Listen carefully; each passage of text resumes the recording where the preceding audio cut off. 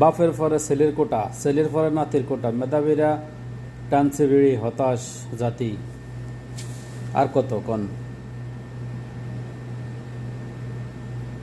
খালি মুক্তিযোদ্ধা মুক্তিযুদ্ধ করে সব কিছু দিয়ে লাইতেছে বাংলাদেশে।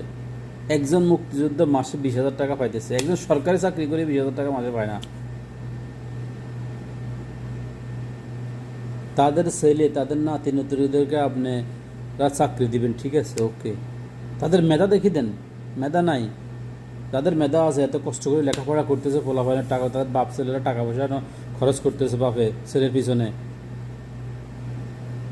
তাদের মেধা আছে কিন্তু চাকরি পাইতেছে না।